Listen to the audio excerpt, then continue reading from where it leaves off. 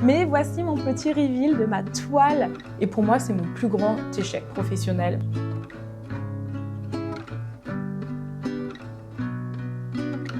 Que j'ai un statut d'artiste et que je suis reconnue en tant qu'artiste en Allemagne.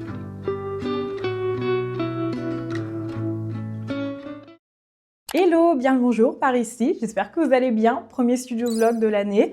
Studio vlog que j'ai énormément procrastiné, que je procrastine encore. J'ai trop du mal à faire cette vidéo parce que j'avais plein d'idées dans la manière dont je voulais faire cette vidéo. Et finalement, ça ne se passe pas comme je veux. J'aurais adoré filmer tout le mois de janvier et puis vous faire des inserts de moi qui vous parlent des différentes parties à différents moments du mois. Et finalement, je pense que, étant donné que ça ne s'est pas passé comme prévu, je n'ai tout simplement pas filmé. Et en plus de ça, je ne vais pas vous cacher qu'après les vlogmas, je me suis sentie très fatiguée d'un point de vue créatif et j'avais plus forcément l'envie de faire des vidéos. Donc, désolée, j'ai été très en retard, mais me voici et je suis très contente de faire un petit studio vlog. C'est un studio vlog dans lequel on va beaucoup discuter. Vous pouvez m'écouter comme un podcast, vous pouvez faire d'autres choses à côté, parce que j'ai beaucoup de choses à vous dire et j'ai surtout envie de discuter du titre de cette vidéo. Et je pense que ça va être un sacré morceau. Donc, on va commencer de suite. Déjà, petit changement de décor, enfin très léger. J'ai enfin rajouté hier des illustrations sur mon mur, illustrations que je vous partage à l'écran si vous avez envie de découvrir de nouveaux artistes, parce que vous savez que j'aime bien donner de la visibilité à d'autres personnes créatives sur cette chaîne YouTube. Vous avez vu le titre de cette vidéo ? Plus d'illustrations en 2026, qu'est-ce qu'elle nous raconte celle-là? Si vous m'avez suivi, si vous me suivez sur Instagram, vous avez dû voir passer ce réel qui est devenu très populaire là au cours des 2 derniers jours. C'est un réel dans lequel je vous explique un petit peu ma situation et pourquoi est-ce que j'ai décidé en 2026 que je voulais plus monétiser mon art. Cette année, j'ai décidé que j'avais vraiment envie d'explorer à nouveau graphiquement. Parce que je m'ennuie. En fait, je m'ennuie profondément à rester dans un style graphique. J'ai essayé au cours des dernières années de rester dans un style graphique parce que c'est ce qui marche aujourd'hui sur les réseaux sociaux. C'est vrai que dans la globalité, la plupart des projets d'illustration aujourd'hui se font parce qu'on va tomber sur ton compte Instagram, on va tomber sur ton portfolio. Et moi, je m'étais vraiment dit qu'il faut que je reste dans une identité graphique, comme ça j'aurai des projets d'illustration. Le truc, c'est que l'année dernière, j'ai quasiment plus dessiné. Je vous en ai parlé dans beaucoup de vidéos YouTube. Ça a vraiment été le sujet principal de mon année 2025. Je n'aime plus dessiner, j'ai plus envie de dessiner. C'était toujours une tâche que je procrastinais. On parle quand même d'un dessin. Je suis quelqu'un qui dessine depuis toute petite. Le fait que ça devenait aussi compliqué, c'est qu'il y a quelque chose qui ne marchait pas. Et donc, à chaque fois, j'ai essayé de trouver l'environnement parfait, la situation parfaite pour me mettre à dessiner, mais j'allais toujours trouver une excuse. Il y avait toujours un truc qui n'allait pas, et finalement, je dessinais quasiment plus. Et en fait, l'an passé, je n'ai quasiment pas dessiné. Pour moi, ce qui a commencé à me faire un peu ouvrir les yeux, ça a été notamment les vlogmas. Je me suis quand même dit, c'est quand même intéressant de constater que tout le mois de janvier, j'étais capable de prioriser le fait de filmer, monter, publier, et aussi faire des miniatures pour ces vidéos pendant tout le mois de décembre, ou du moins pendant 20 jours. Ça a quand même été un projet qui m'a demandé beaucoup de temps. Et j'étais capable de trouver du temps pour ça. Il n'y avait absolument aucun souci. À côté de ça, je me suis remise à faire du sport aussi depuis le mois de septembre et je fais entre 3 à 4 séances par semaine, ce qui signifie que je suis capable de trouver Non, alors c'est plus que 3 à 4 heures. Quand je le fais chez moi, effectivement, c'est 1 heure de sport parce que j'ai pas besoin d'aller à la salle de sport. Mais c'est vrai que par exemple, quand je vais à la salle de sport, il suffit en plus que je me douche là-bas, ça va me prendre 2 heures. Donc il y a quand même ce truc où je me dis, j'étais capable chaque semaine de me trouver entre 4 à potentiellement 8 heures pour faire du sport, mais je ne suis pas capable de me trouver ce reste 1 heure pour dessiner. Et c'est vraiment là où je me suis dit, il y a un vrai souci. En fait, je n'aime plus dessiner, je procrastine le fait de dessiner et je n'éprouve plus aucun plaisir à dessiner. Et c'est vraiment là, en fait, où j'ai compris que mon problème principal et la raison pour laquelle je ne dessine plus depuis 1-2 ans, c'est à cause de ces questions de style graphique. Moi, j'ai toujours voulu rentrer dans un style graphique. J'ai toujours voulu avoir une patte identifiable parce que d'un point de vue professionnel, ça a toujours été quelque chose que j'admirais et je suis très admirative des artistes qui ont cette constance dans leur travail. Peu importe le support, même lorsque ces personnes partagent leur sketchbook, elles ont toujours le même style graphique. Et moi, je trouve ça absolument merveilleux. C'est quelque chose que j'ai toujours voulu avoir. Et pour moi, c'est mon plus grand échec professionnel. Malheureusement, je n'arrive pas à avoir un style graphique. Et l'année dernière, je me suis forcée à rester dans ce style. Et cette année, je me suis dit, je vais arrêter. Maintenant, à partir de maintenant, je ne vais plus me poser cette question de il faut que j'utilise telle ou telle palette de couleurs, il faut que je dessine de telle ou telle façon pour que ce soit esthétique, pour que ça rentre dans mon portfolio. Je vais juste faire ce qui me fait plaisir et c'est ce que j'ai commencé à faire au mois de janvier. Et spoiler alert, j'ai fait énormément de choses différentes. Et en fait, en début d'année, j'ai aussi fait ce travail de re-questionnement où je me suis dit, en fait, est-ce que l'année dernière, j'ai fait des projets fictifs? Est-ce que j'ai remis à jour mon portfolio? Est-ce que j'ai remis à jour mon Instagram? Est-ce que je me suis lancé des défis créatifs? Est-ce que j'ai tout simplement dessiné et est-ce que j'ai un peu provoqué ma chance pour avoir du travail? Et la réponse est non, je n'ai absolument fait rien de tout ça. Parce que je voulais plus dessiner. Vraiment, les gars, je ne dessinais plus l'année dernière juste à cause de mon style graphique parce que je n'arrive pas à être enfermée dans une case. Donc ça a été la première raison pour laquelle je me suis dit cette année que j'ai plus envie de monétiser mon art et essayer de rentrer dans un style graphique. Et ensuite, il y a aussi toutes ces questions de rentabilité. En fait, c'est plus devenu un moment de détente pour moi de dessiner parce que c'était quelque chose qu'il fallait toujours rentabiliser. Je me disais, si par exemple je fais une illustration, il faut qu'elle soit réussie parce que si elle n'est pas réussie, c'est 4 heures, entre guillemets, que je vais perdre. Beaucoup de guillemets, on ne perd jamais, on apprend toujours, même lorsqu'on se loupe. Mais en fait, quand tu es dans cette question de rentabilité, tu penses à ce genre de choses. Donc j'avais toujours cette pression inconsciente de me dire, j'ai pas le droit de me louper et j'ai pas le droit de perdre du temps. Donc c'est vrai que le dessin, c'était plus devenu de la détente. À la fin d'une journée, je pouvais pas me dire « Ah tiens, je vais dessiner pour me détendre » parce qu'il y avait cette pression inconsciente. Il y avait aussi cette pression de me dire « Je vais pouvoir en faire un réel pour potentiellement attirer de nouveaux clients.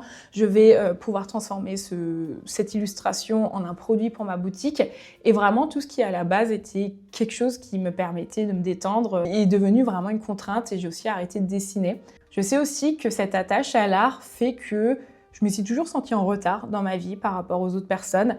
Et c'est pas quelque chose que je subis, loin de là, c'est juste un fait, voilà, c'est une réalité. J'ai toujours été quelqu'un en retard quant aux attentes de la société. Du fait que ce que je priorise dans ma vie, c'est l'art. Et c'est comme ça depuis toute petite. Je sais pas, par exemple, je me souviens quand j'étais adolescente, c'est une période où tu vas commencer à t'intéresser à des sujets comme le fait d'avoir tes premiers amours, peut-être le début de ta sexualité, ce genre de thématiques. Et moi, c'est des choses qui ne m'avaient jamais intéressée. Parce que pour moi, ce qui était le plus important, c'était avoir du temps pour créer et pouvoir dessiner. Dans certaines de mes relations, ça a toujours été, je suis en train de dire dans certaines de mes relations, dans toutes mes relations en réalité, c'est toujours le fait de créer avant mon partenaire. En fait, c'est aussi égoïste que ce soit, je sais pas, l'art, c'est un truc trop important dans ma vie. Aujourd'hui, j'ai 30 ans et je vois très clairement dans tout mon feed Instagram, tout le monde se marie, tout le monde a des enfants, tout le monde est en train de construire, faire ce genre de trucs. Moi, je veux juste dessiner. Et c'est ça qui fait que j'ai toujours été en retard dans ma vie par rapport aux autres. C'est pas du tout quelque chose que je subis. Et si vous subissez ce retard, je suis profondément désolée et je vous souhaite vraiment de trouver la paix avec ça. Mais ouais, sur plein de choses comme ça, je sais que mon rapport à l'art me retarde dans ma vie et fait que j'arrive pas à rentrer dans un moule. Et en fait, je pense que mon rapport à l'art est beaucoup trop personnel pour le monétiser parce que c'est une partie de moi, en fait, et que c'est quelque chose limite de l'ordre du spirituel. Peut-être que je vais un peu trop loin et que vous me perdez à ce niveau-là, mais ça a toujours été une partie de moi. J'ai toujours été l'enfant qui dessine, j'ai toujours été la personne qui dessine. J'ai 30 ans et pourtant, je suis toujours encore l'enfant artiste de la famille et ce sera toujours comme ça toute ma vie. Et je pense qu'aujourd'hui, c'est plus du tout compatible avec une question monétaire et j'ai plus du tout envie de monétiser mon art. Alors quand je parle de mon art, c'est de l'illustration. Ma deuxième partie de mon métier qui est la création de contenu, ça je vais continuer à en faire parce que le fait de faire des vidéos, c'est quelque chose qui est très simple et qui est très fluide. Mais c'est vrai que l'illustration, le fait de dessiner, j'ai plus envie de monétiser ça.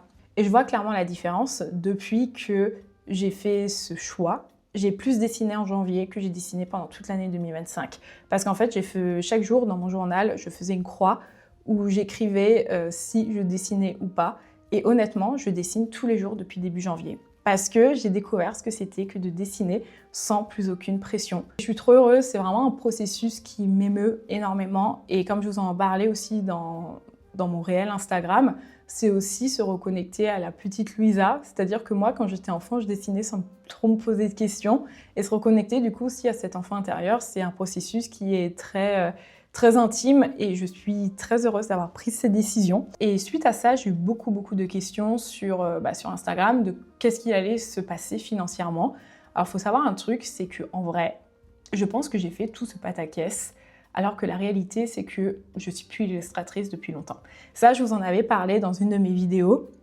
Et vous avez été très nombreux à me dire, écoute Luisa, c'est pas parce que tu gagnes pas d'argent de ton illustration que tu n'es plus illustratrice, parce qu'on est tous en galère en fait dans l'illustration, tous les illustratrices galèrent en ce moment, donc dans l'idée ça voudrait dire qu'on n'est plus du tout artiste. Voilà, le fait d'être illustratrice ne dépend pas des projets que j'ai ou non, mais la réalité c'est que ça fait quasiment 2 ans que j'ai plus aucun projet d'illustration. Donc d'un point de vue financier, il n'y a pas vraiment de différence. Voilà, c'est plus une appellation, c'est plus mentalement, je dirais, parce que pour moi, ça a toujours été un fantasme hein, de faire ce métier, que oui, que je vous fais tout ce pataquès, sauf qu'en vrai, ça va rien changer. Je continue à faire des vidéos sur YouTube, je continue à avoir des sponsors, je continue ma création de contenu.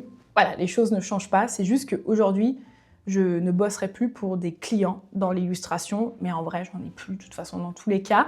Et le seul truc qui change vraiment à proprement parler, c'est qu'effectivement, ma boutique est fermée. Alors de base, ma boutique est fermée, non pas pour cette décision. Donc ça, il faut effectivement que je trouve une possibilité de remplacer cette source de revenus. Ça, c'est un fait.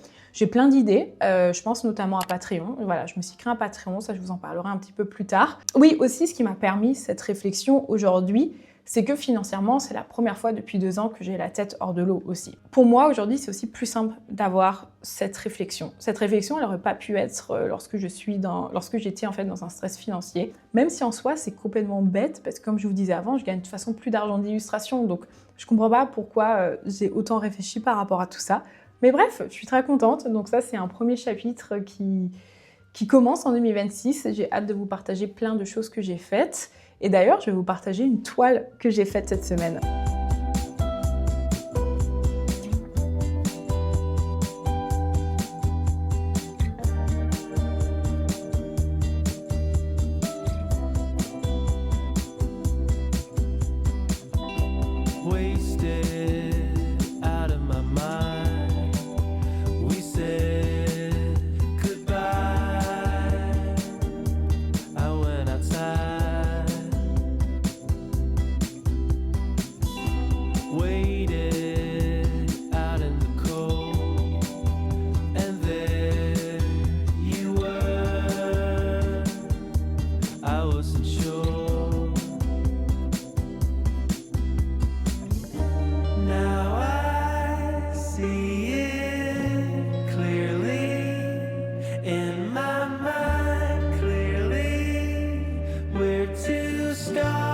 Je m'excuse d'avance pour la transition entre les 20 premières minutes de mon tableau et mon tableau terminé 4 heures après, parce que si vous ne l'avez pas encore vu sur Instagram, ça va vraiment être un changement assez brutal avec les séquences d'avant. Mais voici mon petit reveal de ma toile. Tadam! Voici mon premier portrait que j'ai fait sur toile. Ah, je sais pas comment me mettre, il faut que je me mette comme ça. Je suis trop contente parce que j'ai jamais fait de portrait sur toile, j'ai jamais fait de portrait à l'acrylique et j'ai jamais fait de portrait aussi grand. Pour moi, c'est un peu un nouveau challenge et j'avais vraiment envie en fait de me challenger sur une technique que je connaissais pas et sur un sujet que je connaissais pas. En clair, j'ai acheté cette toile il y a 3 ou 4 semaines. Ça se voit pas trop, mais en fait, j'avais commencé à faire une illustration très dans le style que je voulais faire pour Instagram, avec des cases, avec des formes géométriques. Et ça m'a pris littéralement une soirée pour faire 2 carrés, tout simplement. Et cette toile est restée vierge, en fait, pendant les semaines qui ont suivi. Parce que j'avais pas envie de dessiner dessus, parce que, voilà, inconsciemment, il y avait toujours ce truc de « il faut que je fasse quelque chose qui reste dans mon style graphique ». Et lorsque j'ai décidé que je voulais plus suivre un style graphique, c'est là où ça m'a donné envie de me dire, en fait, au fond, qu'est-ce que j'ai envie de faire? J'ai envie de faire un portrait. Aujourd'hui, ça me fait plaisir. Qu'est-ce que je vous disais? Je suis fière parce que je sais que c'est quelque chose, si j'avais été encore dans cette démarche de monétiser mon art, je me serais peut-être pas lancée dans un défi comme ça, sachant qu'il y avait la possibilité que je loupe, étant donné que c'était quelque chose de nouveau. Et là, en fait, je me disais, dans tous les cas, au pire, je me loupe, je perds pas de temps, vu que de toute façon, je n'ai pas besoin de rentabiliser. Donc, très contente. Ça m'a permis d'apprendre, ça m'a permis de savoir ce que j'ai envie de continuer à faire, ce que j'ai plus envie de faire. Déjà, j'ai envie de refaire un portrait, mais sur une toile beaucoup plus petite. J'ai trouvé ça beaucoup trop grand pour une première, c'était beaucoup trop intimidant. Donc ça, c'est sûr que la prochaine fois, j'aimerais même faire sur un quart, quelque chose comme ça. Ensuite, j'aimerais beaucoup m'entraîner pour apprendre à dessiner des bouches, parce que je trouve la bouche particulièrement ratée. Et aussi essayer de comprendre un peu sur les surfaces qui sont un petit peu moins contrastées, comme le menton et comme le cou.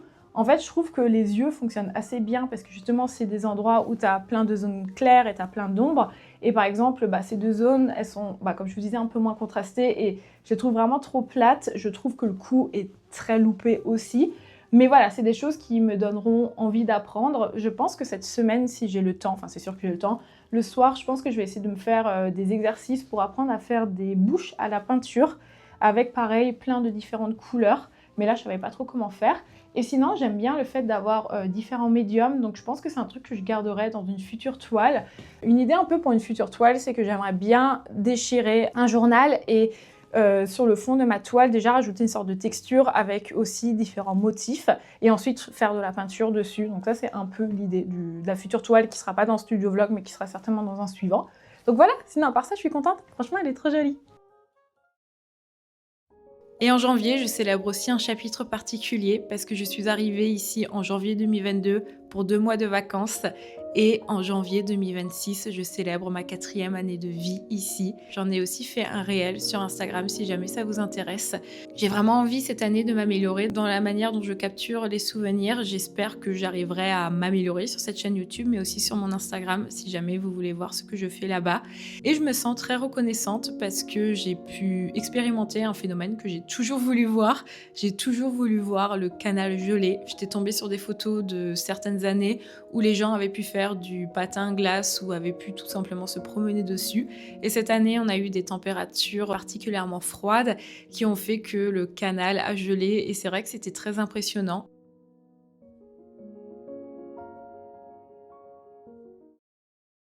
J'en profite aussi pour vous dire que si vous aimez le contenu que vous regardez, n'hésitez pas à laisser un j'aime, un commentaire ou vous pouvez vous abonner pour soutenir la chaîne. Je vous en remercie d'avance. Et je me dis que c'est la parfaite transition pour vous parler du podcast que j'ai sorti sur Patreon au sujet de mes 4 années de vie à Berlin. Je vais vous parler de mon Patreon parce que c'est aussi un de mes nouveaux projets pour cette année. Le premier podcast que j'ai fait sur cette plateforme, je me suis dit que ça pouvait être pertinent de le faire justement au sujet de mes 4 années de vie à Berlin. Si jamais ça vous intéresse, dans ce podcast, il est divisé en 2 parties. Dans la première partie, je vous raconte un petit peu des anecdotes, des différences culturelles, des choses que je n'ai pas forcément racontées sur Internet. Et après, dans la deuxième partie du podcast, je vous raconte tout ce qui est dur en vivant à Berlin et plutôt en vivant à l'étranger d'un point de vue général. C'est vrai que je ne suis pas toujours très vocale, que ce soit sur cette chaîne ou sur Internet d'un point de vue général, au sujet des choses que je trouve compliquées en vivant à l'étranger. Dans la globalité, à chaque fois, je vous raconte la même chose. L'hiver est dur, la météo, et voilà, ça s'arrête là. Mais en vrai, vivre à l'étranger, c'est pas toujours simple parce que tu es quand même dans une sortie de zone de confort qui est constante. Même si tu parles la langue, même si c'est un environnement qui te plaît, moi, c'est vrai qu'il y a quand même des moments parfois aussi compliqués où, par exemple, ma famille me manque ou tout simplement, il y a des choses avec lesquelles j'ai beaucoup plus de mal dans cette ville. Et je vous parle de ça, je vous dis ce que j'aime pas aussi dans cette ville. Je vous parle aussi d'un sujet que j'aimerais aborder tellement de fois sur cette chaîne YouTube. À chaque fois, je vous le dis. Mais je pense que dans la sphère de l'illustration, il faut rester très lisse par rapport à ça. Donc, je me suis dit, je vais en parler en podcast. Mais si vous posez la question, oui, je vais vous parler de la drogue à Berlin parce que, waouh, quel sujet, vraiment quel sujet. Il y a tellement de choses à dire à ce sujet, surtout aussi étant une personne qui ne consomme pas. Comment est-ce que tu vis cette fracture sociale dans une ville où c'est tellement normalisé ? Bref, si tout ça, ce sont des sujets qui vous intéressent, vous pouvez aller voir sur mon Patreon. Le podcast est disponible à partir du 1er tiers. J'ai du mal à parler ce matin, mais on va y arriver. En tout cas, je suis ravie de vous annoncer que j'ai à nouveau ouvert un Patreon. Je sais que chaque année ou tous les 2 ans, il y a toujours un petit peu cette démarche de une fois j'ouvre un Patreon, puis finalement je l'arrête, puis finalement j'ouvre un Ko-fi, puis finalement je l'arrête. Et je pense que cette fois-ci, c'est relativement la bonne parce que c'est vrai que depuis début janvier, j'ai quand même créé beaucoup de contenu qui m'intéressait et je suis assez contente. Quelle est la démarche derrière ce projet? Déjà, j'avais envie d'avoir un espace à part, un espace qui soit pas aussi public que ma chaîne YouTube ou mon compte Instagram où je peux publier des choses peut-être un petit peu plus personnelles. Je voulais aussi avoir un espace qui me permette d'avoir une rentrée d'argent qui soit régulière tous les mois, ce qui me permettrait déjà d'un point de vue financier de remplacer ma boutique pour être vraiment transparente avec vous, mais surtout aussi parce que je sais que, et ça c'est vraiment un travail sur lequel il faudra que je travaille, j'ai envie de dire, dans les prochains temps. Il faudra aussi peut-être que j'apprenne à moins culpabiliser à ce sujet. Je sais que je suis quelqu'un dont les émotions affectent énormément le travail. Et moi, je sais que je ne suis pas en capacité de travailler publiquement lorsque j'ai des moments où ça va pas. Et je pense que j'ai besoin d'avoir un espace qui soit un petit peu plus privé lorsque j'ai des phases où vraiment ça va pas. D'un point de vue général, je me laisse jusqu'au mois de mars là pour voir déjà si ça prend, comment est-ce que ça fonctionne et tout. Et en vrai, si ça fonctionne pas, c'est pas grave, je vais pas me forcer à faire quelque chose qui ne fonctionne pas. Il faut pas non plus que je passe 35 heures par semaine sur un projet qui, à la fin du mois, m'en rapporte 300. Je ferai le point en tout cas au mois de mars pour voir comment est-ce que ça fonctionne. Mais pour le moment, j'ai eu un bon démarrage. Je suis vraiment très contente et je suis très reconnaissante. Et en plus de ça, je propose des stickers. Tous les mois, il y aura une pochette de stickers surprise que je vais créer. Si jamais ça vous intéresse, c'est à 15 € par mois avec les frais de port. Et c'est le seul endroit en fait où vous pourrez retrouver des stickers sur internet. Je n'ai plus de boutique en ligne. Donc ça, si jamais ça vous intéresse, c'est aussi sur Patreon.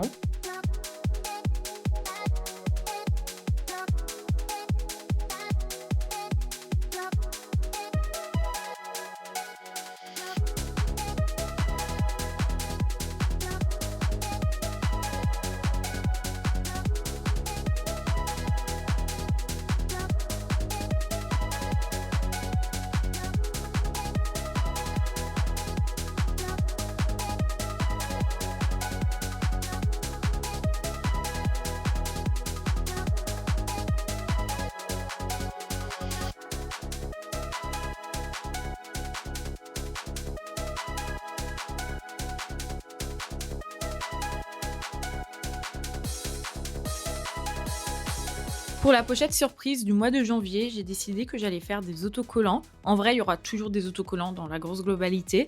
Et cette fois-ci, j'ai décidé de transformer les illustrations que vous avez vues. Ce sont des illustrations que j'avais faites soit au crayon, soit au pastel. Et dans l'idée, je voulais rajouter des éléments supplémentaires avec Procreate. J'avais aussi pour idée de décorer les enveloppes en créant un motif. Et une fois de plus, j'ai utilisé Procreate. Mais j'ai aussi utilisé Photoshop pour venir créer cette sorte de bande qu'ensuite j'ai imprimée et je suis venue coller. Et voici l'ensemble de la pochette du mois de janvier. Il faut savoir que la démarche n'est absolument pas la même qu'une boutique en ligne, étant donné que c'est pas public, étant donné que c'est pas toutes ces questions de faire des belles photos, de contacter des fournisseurs, enfin bref, tout ce qui se joue vraiment derrière une boutique en ligne. Pour être transparente avec vous, j'ai littéralement fait 4 pochettes surprises. Donc autant vous dire que c'est vraiment un petit projet annexe et en tout cas c'est un petit projet qui moi me fait du bien.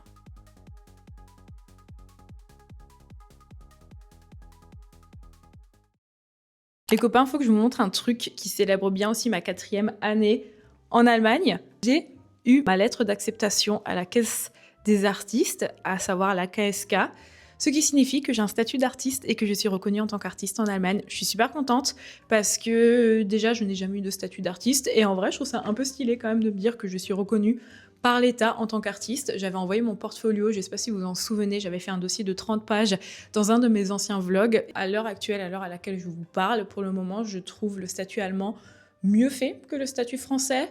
J'ai aussi fait beaucoup de calculs, des projections, et dans l'idée, j'aurais potentiellement moins de taxes à payer en étant en Allemagne plutôt qu'en France, mais tout justement parce que je suis dans la caisse des artistes. Et voilà, je ne sais pas quoi vous dire d'autre si ce n'est que c'est bon, mon intégration est faite à 300% dans ce pays et je suis très contente.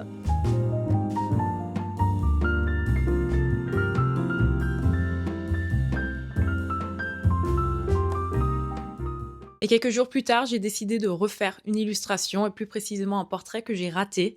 Je voulais vous le montrer parce que ça fait aussi partie du processus. Avant de réussir une illustration, souvent il y a des tests qui ne fonctionnent pas. Mais dans l'idée, je vais reprendre ce modèle et je vais surtout reprendre ses couleurs parce que je trouve que la colorimétrie est vraiment très intéressante. Et je pense que j'en ferai une nouvelle version dans tous les cas. Voilà, on arrive sur la fin de ce vlog. Je voulais vous remercier de m'avoir écouté, de m'avoir regardé. J'aurais adoré terminer cette vidéo avec ma tenue qui est très colorée là en dessous. Mais il fait beaucoup trop froid. Vraiment, il fait beaucoup trop froid. En ce moment, on a un ressenti -16, ce qui est quand même assez violent. Mais c'est vrai qu'une fois de plus, je pense que je suis pas la personne à me placer pour me plaindre. En attendant, j'ai quand même un appartement dans lequel je peux dormir au chaud tous les soirs.